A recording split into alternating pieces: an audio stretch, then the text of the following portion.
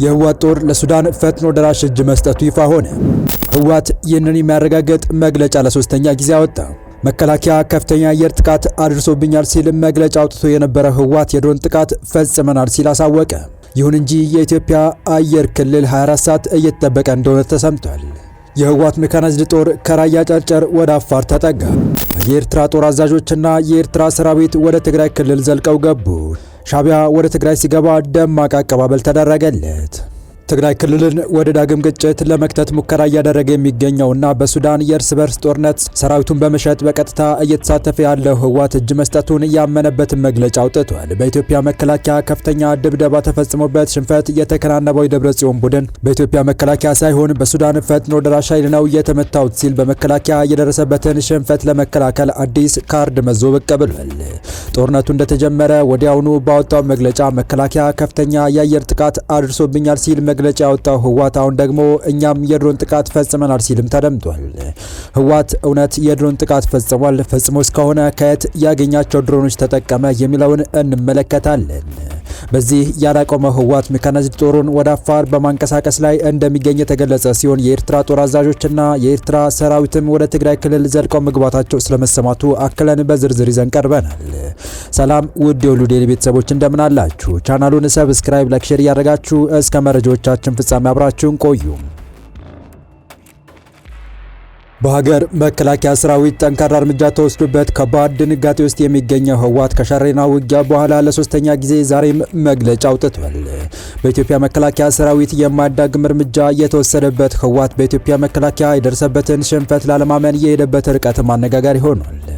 ህወሓት በዛሬው መግለጫው መከላከያ እኔ ላይ ድል ተቀዳጅቷል ለማለት የሱዳን ፈጥኖ ደራሽ ወቅቶኛል ሲል ለሱዳን ፈጥኖ ደራሽ ኃይል እጅ መስጠቱን ይፋ አድርጓል። በፌዴራልና በታጣቂ ኃይሎች በኩል በምዕራብ ትግራይ አቅጣጫ የተከፈተው ድንገተኛ ጥቃት በሰራዊቱ ሙሉ በሙሉ መመከቱንና የጥላት እቅድ ሳይሳካ መቅረቱን የገለጸው ህወሓት በተካሄደው ግጭት የቆሰሉ የጥላት ታጣቂዎች በአየርና በየብስ ወደ ተለያዩ የሀገሪቱ ክፍሎች እየተወሰዱ ይገኛሉ ሲልም ገልጿል። ከጦርነቱ በኋላ ለሶስተኛ ጊዜ መግለጫ ያወጣው ህወሓት ለቀጣይ ውጊያ ራሱን ማዘጋጀቱንም በመግለጫው ላይ ገልጿል። በወልቃይት ሁመራና ሸሬና አካባቢዎች አዲስ ወታደራዊ ግጭት ካጋጠመ ወዲህ ነው ህወሓት በተከታታይ ቀን መግለጫ እያወጣ ያለው። ቅዳሜ ዕለት በተነሳው ግጭት አርሚ 70 የተባሉ የህወሓት ታጣቂዎች በቦታው በሚገኘው የመከላከያ ሰራዊት ላይ ትንኮሳ እየፈጸሙ ሲሆን የመንግስት የጸጥታ ኃይሎች በወሰዱት አጸፋዊ እርምጃ ታጣቂዎች መደምሰሳቸውና ላለፉት 6 ዓመታት ሲጠቀሙበት የነበረው ካምፕ በመከላከያ ቁጥጥር ስር መዋሉ ተነግሯል። ገለልተኛ አካላት እንደሚሉት በመሬት ላይ ካለው የወታደራዊ እንቅስቃሴና ከካምፑ መያዝ ጋር ተያይዞ በሁለቱ ወገኖች በኩል የሚወጡ መግለጫዎች አካባቢ ላይ ያለውን ውጥረት የሚያንጸባርቁ ናቸው። ይህ በእንዲህ እንዳለ መከላከያ ከፍተኛ የአየር ጥቃት አድርሶብኛል ሲል ገልጾ የነበረው ህወሓት አሁን ደግሞ እኛም የድሮን ጥቃት ፈጽመናል ሲል አስታውቋል። የትነግ ቡድን ቅዳሜ ማለዳ 12 ሰዓት ገደማ በሸሬና በኩል የከፈተው ጥቃት ተመክቶ በተወሰደ መልሶ ማጥቃት ቡድኑ ላይ ከፍተኛ ኪሳራ መድረሱ መገለጹ ይታወሳል። ታዲያ በቅዳሜው ሌሊት ውጊያ ድሮንና ጸረ ድሮን ታጥቂያለሁ ሲል የነበረው ህወሓት በድሮን በተወሰደበት ከፍተኛ ድብደባ በአጭር ደቂቃ ውስጥ የጦር አባላቱ ላይ እና ከፍተኛ መሳሪያዎቹ ላይ ከባድ ውድመት እንደደረሰ በት ይታወቃል። በዚህ የተደናገጠው ህወሓት በጦርነቱ ወቅት እሱም ድሮን መጠቀሙ በፕሮፓጋንዳ ልሳናቶቹ በኩል እየገለጸ ይገኛል። ጽምዶ በሚል ከሱዳን መንግስት አልቡራን ጋር ጥምረት የፈጠረው የደብረጽዮን ቡድን ከሱዳን ጋር ባለው ትብብር ምክንያት ድሮን ሊኖረው እንደሚችል የሚገመት ሲሆን ነገር ግን ከፕሮፓጋንዳ ልሳናቶች ውጪ እስካሁን ድረስ ህወሓትም በይፋ ድሮን መጠቀሙን ባወጣቸው ተከታታይ መግለጫዎችም ሆነ በሌላ አልገለጸም። በተመሳሳይ በኢትዮጵያ መከላከያ ሰራዊት በኩልም ህወሓት በውጊያው ወቅት ድሮን ስለመጠቀም አለመጠቀሙ ምንም የተባለ ነገር የለም። ነገር ግን ህወሓት አዳዲስ መረጃዎችን ለማሰራጨት በሚጠቀማቸው ሚዲያዎች የሚዲያ ፕሮፓጋንዲስቶች በኩል ባሰራጨው መረጃ መሰረት የህወሓት ጦር ለመጀመሪያ ጊዜ በመከላከያ ሰራዊት ላይ የድሮን እርምጃ እንደወሰዱና ድሮኖቹም ከአልቡራን የተገኙ እንደሆኑ እየገለጹ ይገኛሉ። ህወሓት ከአልቡራን ጋር በፈጸመው ስምምነት መሰረት የህወሓት ጦር በሱዳን የእርስ በርስ ጦርነት ላይ በስፋት እየተሳተፈ እንደሚገኝ የሚታወቅ ሲሆን በሱዳን ጦርነት የተሳተፈው የህወሓት ጦር ኢትዮጵያ ላይ ጥቃት ሲከፍት የአልቡራን መንግስት ለህወሓት የድሮን እገዛ እንዳደረገለትም እነዚሁ የህወሓት የቅርብ ሰዎች እየገለጹ ናቸው። የሱዳን መንግስት ኢትዮጵያን ለጀነራል መሐመድ ዳጋሎ ቡድን የጦር ድጋፍ ታደርጋለች፣ በቤንሻንጉልም የስልጠና ማዕከል ገንብታለች በማለት በተደጋጋሚ እንደሚከስ ይታወቃል።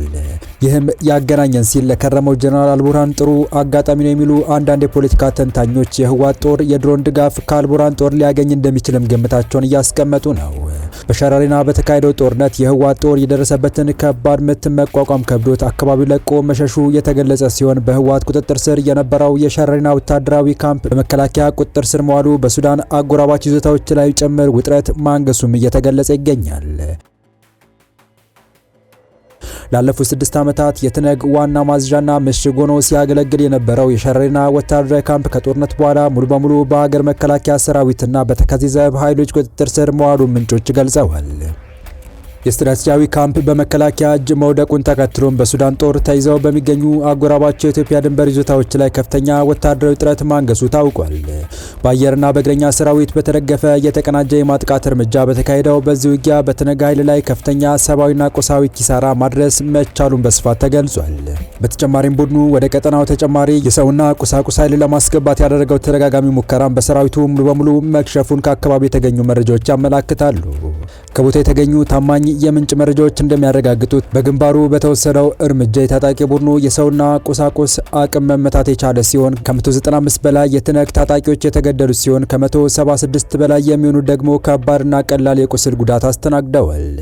በተጨማሪም 121 ታጣቂዎችና አንድ የኮሎኔል ማዕረግ ያለው የሻለቃ አዛዥ እጃቸውን መስጠታቸውን ተከትሎ ወደ ባከር ማሰልጠኛ ተወስደው በቁጥጥር ስር ውለዋልም ተብሏል። ከ450 በላይ ክላሽንኮቭ፣ በርካታ ብሬኖች፣ ዲሽቃዎች፣ አርፒጂ፣ ስናይፐሮች፣ ሞርታሮች፣ ሮኬቶችና ከ8 በላይ የመገናኛ ሬዲዮዎች በመከላከያ ሰራዊቱ መማረካቸውም ተነግረዋል። በፓትሮል ላይ የተመደቡ ዙ23 መሳሪያዎች፣ ወታደራዊና የሎጂስቲክስ ተሽከርካሪዎች እንዲሁም በትራክተር ይደረጉ የነበሩ እንቅስቃሴዎች እንዲወድሙ መደረጋቸውም የተገለጸ ሲሆን ጄኔሬተሮችና ሌሎች በርካታ ወታደራዊ ቁሳቁሶችን በመከላከያ ሰራዊቱ እጅ ገብተዋል ተብሏል። ወታደራዊ ምንጮች እንዳረጋገጡት የትነግ ታጣቂ ኃይል በተሳቢ መኪኖች ተጭኖ ከጀበል ሞያ ከተማ አቅራቢያ ተነስቶ ጉዞውን እንደጀመረ ሲንጃ ከተማ መግቢያ ላይ በደረሰበት ቅጽበት አስደንጋጭ የአየር ላይ ጥቃት አስተናግዷል። በተወሰደው የድሮን እርምጃ 1311 የሚሆኑ የትነግ ብርጌዱ አባላት በአንድ ጊዜ ሙሉ በሙሉ ከጥቅም ውጪ መሆናቸው ከስፍራው የተገኙ ወታደራዊ መረጃዎች ያመላክታሉ። በጥቃቱ ከፍተኛ ጉዳት የደረሰባቸውን የታጣቂ ቡድኑ አባላት ወደ ሕክምና ተቋማት ወስዶ ከመታደግ ይልቅ የከተማዋ ነዋሪዎች የታጠቁትን የጦር መሳሪያ ሲገፉ እንደነበረም ወታደራዊ ምንጮች አክለው ገልጸዋል።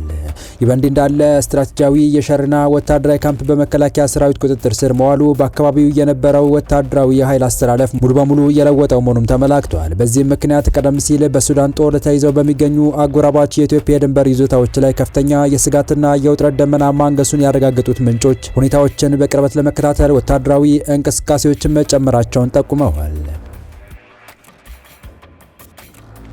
በተያዘ ሌላኛው መረጃችን በሸረሪና ግንባር ከባድ ኪሳራና ሽንፈት ያስተናገደው ህወሓት ታንኮችንና በተሽከርካሪዎች ላይ የተገጠሙ ዙ23 ጸረ አውሮፕላን መድፎችን ጨምሮ ከባድ የጦር መሳሪያዎችን ወደ ራያ ግንባር እያዘዋወረ መሆኑ ታውቋል። ይህ ህወሓት አዲስ የጦር ግንባር ለመክፈት እንቅስቃሴ መጀመሩ የተገለጸው በሸረሪና በኩል የከፈተው ውጊያ ከከሸፈና የውጊያው ስትራቴጂያዊ ምክንያቶች ይፋ ከሆኑ በኋላ ነው። የህወሓት ቡድን በዚህ መስመር ግጭት ለማንሳት የፈለገበት ዋና ዋና ስትራቴጂያዊ ምክንያቶች መታወቃቸውን አንድ የቀድሞ የትነግ አባል ለፈረንሳይ ዜና አገልግሎት ኤፍፒ ገልጸዋል። ስማቸው እንዳይገለጽ የጠየቁት የቀድሞ የትነግ አባሉ ለዜና ወኪሉ እንደተናገሩት ቡድኑ በሸረሪና በምዕራባዊ ወይም ሰሜን ምዕራብ የትግራይ የድንበር መስመር በኩል ውጊያ ለመክፈት ያቀረባቸው ዋና ዋና ስልቶችና ምክንያቶች ለትነግ ከውጭ ዓላማ ጋር የሚያገናኘው ቀጥተኛ የመሬት መስመር ማግኘት ወሳኝ በመሆኑ የሱዳን ድንበር አቅራቢያ የሚገኘውን ይህን መስመር ለጦር መሳሪያ፣ ነዳጅ፣ ሕክምና ቁሳቁስና ሌሎች አጋዥ ሀብቶች ማስገቢያ በር ለማድረግ የታለመ ነው ብለዋል።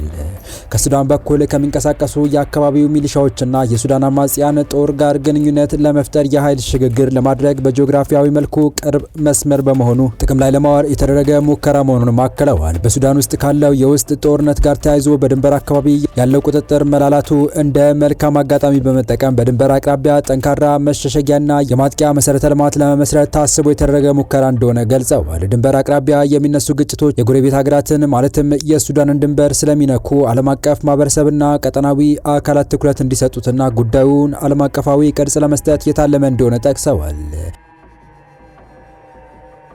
በትግራይ ክልል ውስጥ ባለው የውስጥ ፖለቲካዊና የኢኮኖሚ ውጥረት ምክንያት የሚመጣውን ቅሬታ ወደ ውጫዊ ስጋት በማዞር የታጣቂውንና የህዝቡን ትኩረት ወደ አንድ ግንባር ለማሰባሰብ የተደረገ ስሌት መሆኑን አክለዋል።